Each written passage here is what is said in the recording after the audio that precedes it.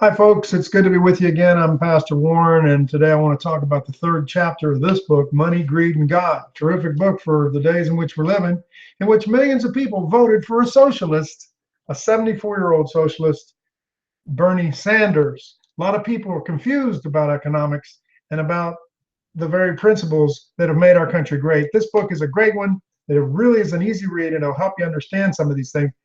I'm also reading two other books kind of simultaneously. I want to show them to you. The, the Victory of Reason by Dr. Rodney Stark is terrific. It talks about the same things Jay Richards does. The birth of capitalism and the principles that make prosperity work, and how, I want you to notice, Stark is saying how Christianity led to these things. It's a really terrific book. It's the second one I read by Dr. Stark. This one was recommended by Dr. Jay Richards, so I got it as well. Again, teaching many of the principles behind capitalism, behind the free market system, and the things that have made us prosperous and free.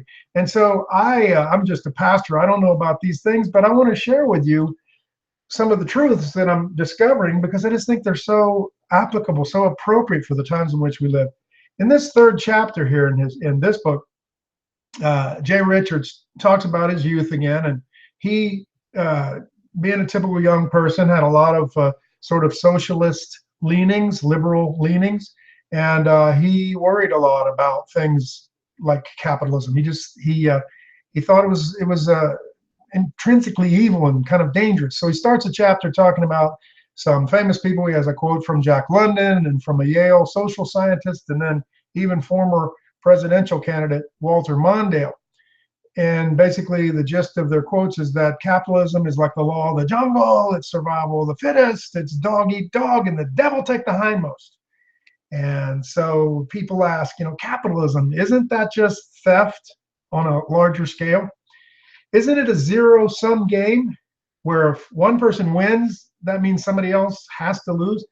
And so this is the myth that he's going to talk about in this chapter. Remember, he's got these different myths that people believe today about capitalism. So the zero-sum game myth is what he talks about in this story. He starts off with a humorous tale of when he was in the 6th grade and it was snowy one time and the teacher wouldn't let him go out for recess. So to keep him entertained, she had him play the trading game. And she had all these little gifts she'd bought, like, dollar gifts. And each kid got a gift, irrespective of who they were. So Jay Richards got these Barbie trading cards. So you can imagine he was really thrilled with that. Another kid got one of those paddle ball things with the little rubber ball and the elastic string. And another one got chewing gum and so on. So then the kids got all these gifts, and the teacher said, I want you to mark down on this piece of paper what you think the gift is worth from 1 to 10. And then she took down all the numbers they gave her and she wrote them on the board. And so the total value of the gifts was a certain amount. Well, then she said, okay, now each of you are sitting at a table with 5 kids there, so you can trade with the other kids. Well, when they did that, Richards got rid of his Barbie cards and he got the little paddle ball, and everybody traded. And so then the teacher said, what's your gift worth now? They marked it, and of course the price had gone up, the value had gone up. Then he said you could trade with all the kids. And so when they did that and traded with all the kids, pretty much every kid was happy, got to end up with something that they really wanted. So then Richard says this little exercise the teacher gave him that day really caused him to learn everything he needed to know about economics. He learned it all in the 6th grade, he said. And so he lists 7 lessons that he learned. Number 1, that trading freely can add value, even though the traded items remain physically unchanged. Number 2, normally when trading freely, the more trading partners there are, the better. Number 3, a free exchange is a win-win game. Number 4, the game is win-win because of the rules set up beforehand. In other words, it wasn't anarchy in the class where the strong could take from the weak or anything like that. Number 5, scarcity is almost always real. The supply of toys wasn't limitless, but the kids still ended up happier when they traded. So it wasn't perfect, it wasn't limitless, but people ended up happier. Number 6, opportunity costs. You could trade and get whatever you wanted, but you couldn't have anything. You couldn't have everything. You had to decide what you're going to trade for, and that's what you got. And number 7, economic values in the eye of the beholder. The paddle ball was really great for him, but the Barbie trading cards were useless to him. Yet when another little girl there got them, she loved them, she valued them. So the point of the whole little thing there was to say that economies work that way through trading and so on. And a lot of people don't understand that. Richard says even Karl Marx didn't understand that. He thought that there was like a value that you could determine that something was worth. You determine it by deciding, how much materials cost, how much labor costs, and so on. So it should be fixed. And you could figure out that value and come up with a reasonable value for things. But what Richards is showing here in this chapter is that idea is false. And he uses example of house construction. A house is not just worth whatever the materials cost or the labor cost. Because, for example, you could have laborers that don't do it as well. They don't work as effectively or as efficiently. Or you could have a builder who makes a house with a design that people just don't like. So even though he had more laborers and he put more money into the building of the house, that doesn't establish its value. What really establishes the value is what the buyers are willing to pay. And so that's why Marx was wrong, and that's why many Christians are wrong even today. Some liberal Christians who have the wrong idea about economics, about capitalism. Marx talked about a guy who was a rich man and he started a furniture company. So he bought materials, the wood and all, to build chairs. And then he hired workers and he paid them. But when he sold the chairs, he sold them for more than just what he paid for the workers and what he paid for the labor. So then Marx said he was exploiting his workers and he was stealing from the people he sold to. And that's the kind of notions people get today, that, man, this is theft, you're stealing from people. But it's just totally false. It's a lie. Because look, the rich man ended up hiring guys and he paid them a salary they agreed to.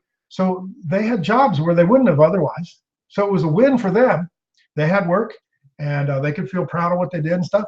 And true, the man made more than they did, but he was the one who had the money to invest. He was the one who had the ideas. He's the one who used the entrepreneurial skills he had and so on, the marketing, and he took the risks. So then when he sold them for more than it cost him to produce them, he sold them for a price people were willing to pay. So there was no exploitation, there's no injustice, no contradiction. It just isn't true what Marx said. And of course, Marx said that wherever capitalism was in effect, that it would lead to class warfare and revolution, and people would automatically just turn against it. He was dead wrong. The only place Marxism took over was where it was forced, in Russia and China and places like that. So the deal is that Richards is showing us here some of the wrong concepts people have. He quotes liberal Christian Jim Wallace. I've seen him a lot on the news. And Wallace said it's a fraud when the CEO of a big company makes millions of dollars while his workers maybe are making minimum wage. It's just a fraud. Well, Richard says, time out. Wait a minute. A fraud? Unless, here's a quote, unless the workers were lied to or forced to work, or unless the CEO lied about his record, there's no fraud. Everybody's chosen to work freely for their wages. Hello. It's just a lie. It's a distortion what people are coming up with nowadays, and thinking that everybody should be paid the same. The CEO and the newest laborer should be paid the same. It's just nonsensical. Richard says this, quote, economic value is not only in the eye of the beholder. The beholder's eye can see different things in different circumstances. He says, I'll value the same glass of water much more if I'm hot and thirsty and miles from any other water than I will if I'm sitting in my air-conditioned kitchen where I can get a glass of ice water anytime I want. And I'll value the 10th refill of that glass a lot less than the first, even though the same amount of labor was required to make each of the glasses available to me. See that? Things are so changing and relative and so on. You can't fix a price on a glass of water even. And then he says this, even though I need water to survive, I usually can get water whenever I want it. So it's practically free. In contrast, a painting by Van Gogh, which no one really needs, is still really expensive. Part of the reason is because the paintings are scarce. Unlike with water, you can't get a Van Gogh free from a Dutch impressionist dispenser in a department store. That's not the whole story. He says Van Goghs aren't only scarce, they're desired. Lots of people will cough up serious dough to get one. This affects the price for everybody, and that's why he says I'd almost always prefer a Van Gogh to a glass of water. Only if I were dying of thirst would I prefer a glass of water to Starry Night. Remember the song Starry, Starry Night? That was referring to Starry Night by Vincent van Gogh. And he says, I'd gladly pay more for a Van Gogh Starry Night than I would for a glass of water unless I was dying of thirst. Because if I buy this Van Gogh painting, I can exchange it for millions of gallons of water anytime I want. The point is, economic value has to do with how much people value goods and services in the marketplace. So that's why he says the zero-sum game myth is a myth. It's wrong. The idea that trade requires a winner and a loser, it's just wrong. It's wrong thinking. It's not win-lose, not at all. He says, look, free trade makes it possible for people to play win-win games of exchange. That's a quote. And he says, if we, the idea, if we try to set up an economy based on the labor theory of value, like Marx said, or, where the government controls it, and they say, this is the price for a house and so on, that's a lose-lose situation. Why? Because if the government builds the houses and you got to buy them, then you force people to buy them. They have to pay for stuff they don't really like. And the workers who build them are not going to do a good job because they're going to get the same pay no matter what they do. And that leads to the builders making poorly constructed houses because the people have to buy what they build. And so the workers are unhappy, the company's unhappy, the people who buy the houses are unhappy. It's not a win-win, it's a lose-lose. And eventually it makes the whole economy fail. Believe me, I've been in former Soviet Union countries, and I can tell you that's exactly what happened to them. They tried to control the economy from this, from the government, centrally controlled. And everywhere it's been tried, just doesn't work because the market doesn't work that way. But in a free system with free exchange, free market, a developer can't make anybody buy his house. So he's got to be careful to build what people want to buy. And he'll look for ways to create win-win situations for himself and for more people. If he creates win-win situations, that means he's going to try to build for cheaper prices. He's going to make houses that are more according to people's wishes and so on. And look at it. This is the amazing thing. Even if he's a selfish man, he's going to be directed toward meeting the needs of others. That's the beauty of capitalism. Even a selfish man will do the best he can to meet the needs of others, because if he does that well, guess what? People will be happy and he will get rich. It's win-win. And same thing, for the workers. It's a win-win. If they can choose where they work and what they get paid and so forth, they can sort of barter for their worth and the salary they get, then that's advantageous to them. And they'll end up being happier and doing a better job. Now, there's always losers. Sure, in life there are losers. In the Super Bowl, the Falcons lost. And it was the will of God. They lost. But, in the capitalist system, even the losers win, because think about it. If all the houses, the prices go down and they're built better, well, then even the losers have to have houses. So they didn't get to sell their house. They lost. But their house is still better than it would have been without this game in the first place. You see what I'm saying? That's what Richards is talking about. And he talks about how it works in real life. He says, we don't trade toys, but we do trade things like our time, our skills, our knowledge, our training, natural gifts, even our location. Like if you live in Central America, you can grow bananas. So you use that for your advantage. We all use what we've got to try to work it to our advantage the best we can. And what that does is it pays off for everybody. Sure, everybody's not equal, but it pays off, and it has built the most prosperous society in history. And Richards is going to go into in later chapters. He goes into the other things that are behind it. And so do these guys, like Rodney Stark. He really talks about that. It's not just one thing that made this prosperity. Capitalism doesn't work in an anarchistic society, for example, or where there's a dictator, or where the government can just rip you off, or where there's no rule of law, or there's no civil order and so forth. There's a lot of things that go into it. Even, for example, all three of these authors talk about the importance of property ownership, and that for centuries, really, people couldn't own property. And wherever you can't own property, you can't prosper. And some places in Latin America today, you can't, it's so hard to own property, and people can take property from you that you do own and so on. Having the ownership of property, all these authors show, that really makes a huge difference. That's what makes capitalism work, and it makes prosperity for everybody. But, what the chapter's about is this mystery of the market idea, and how free trade and all works. And it doesn't have to be a ripoff and a dog-eat-dog evil kind of thing. And so Richard spends a lot of time on that in the chapter. He talks about how, there's billions of people making these decisions in the free market to buy or sell or whatever, and that sets the prices. And if there's a scarcity, the price goes up, and if there's an excess, the price goes down, and all that kind of stuff. And he talks about how complex it is and how it's really actually almost miraculous. And whenever you try to think that a government could step in and control this, it's just nuts. It can't. No government can control it. It can't be centrally controlled because there's just too many factors and details and things to understand. And whenever anybody tries to control it, when the government tries to control it, tries to make it equal for everybody and everything, it always results in starvation. It's a failure. Quote, "The price of a good or a service in a free economy then is a little packet of information that tells us its economic value at that moment. It represents an underlying reality, not merely the random choice of a store clerk.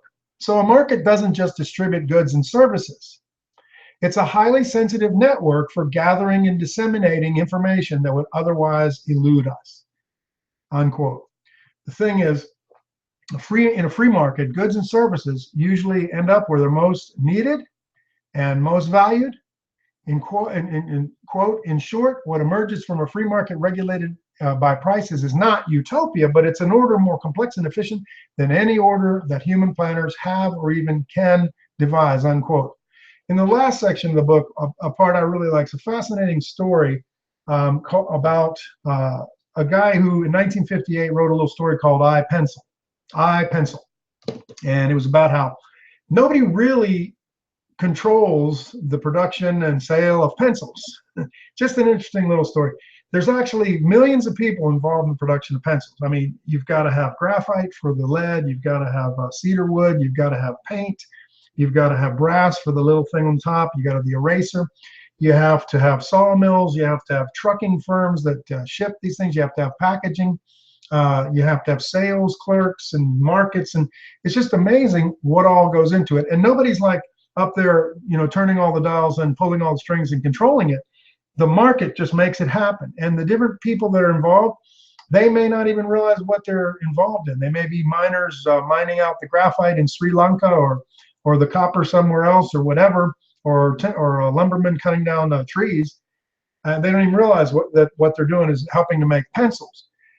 So many things go into the creation and production of stuff. And then, of course, Richards expands that, and he does a modern version called iPod. And that's even more amazing. I didn't know what all goes into iPod. I thought iPod was just, Apple. But no, Sony makes some parts, and Samsung makes something, and somebody else makes the metal, or somebody else makes the plastic, and it's just incredible what all goes into it. And so again, but the idea is that the market is, this incredible thing where all these millions of people work together, each trying to make a buck and try to do the best they can for themselves, but yet together creating something that's good for everybody. So people can talk about how evil the market is, and it's the law of the jungle, and devil take the hindmost and all that. Look, there's corruption in places, there's evil, there's excess and so on. But the market itself is not what's evil. For the most part, it's a good thing. Free trade is a good thing. Capitalism is a good thing. All the things work together when they're not dominated by some dictator or something. They work together for the best, the highest good for the most people. It's not based on slavery. It's not based on coercion. And it's not the corrupt, unfair, or even criminal enterprise some people make it out to be. Now, some people still have this suspicion that it's unfair. The competition of capitalism is unfair. There's inequality. Some people make more and some people make less, and there's poverty that's caused by capitalism. So Richards is going to deal with that in chapter 4, but he's just taking this step by step. Hope you'll read the book.